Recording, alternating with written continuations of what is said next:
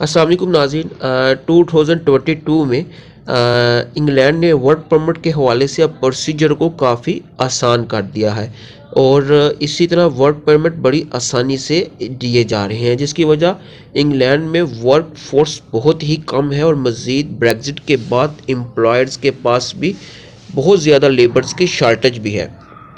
और अब इसी वजह से होम ऑफिस ने आम रेस्टोरेंट्स को भी लाइसेंस जारी कर दी हैं, जिसके तहत वर्क परमिट्स आसानी से मिलने शुरू हो चुके हैं। तो अब बहुत से सवाल इस हवाले से भी पूछे जा रहे हैं कि क्या अब ईयू नेशनल इंग्लैंड का वर्क परमिट अप्लाई कर सकते हैं और कैसे ब्रेग्जिट के बाद वो इंग्लैंड में दोबारा सेटल हो सकते हैं। तो अब इंग्लैंड की जानब से ये नया सिस्टम लाया गया है कि आप अगर यूरोपियंस हैं या एशियन हैं तो कहीं से भी जब आप अप्लाई करते हैं तो ऐसी सूरत में वो तमाम ममालिक से अप्लाई करने वालों पर सेम लॉ इम्प्लीमेंट होगा, क्योंकि ब्रेग्जिट करने का मतलब ही यही था कि तमाम लोगों को एक ही इमिग्रेशन के तहत लाया जाए। तो अगर आप वर्क परमिट अप्लाई करना चाहते हैं तो इसकी चंद रिक्वायरमेंट्स हैं, जिसमें सबसे ज़रूरी और अहम ये है कि जो आपका एम्प्लॉयर है तो उसको होम ऑफिस से ये इजाज़त हो कि वो ओवरसीज़ को किसी भी कैटेगरी में हायर कर सकता है।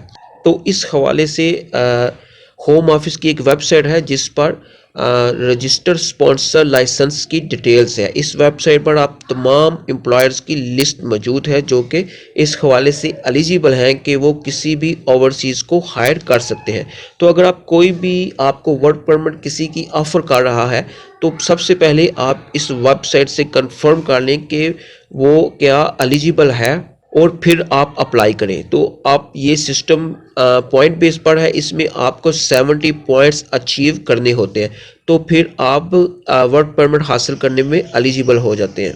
इसके अलावा कोई भी इसको अप्लाई करने में एज लिमिट नहीं है और ना भी कोई इस तरह का लंबा वर्क एक्सपीरियंस भी चाहिए।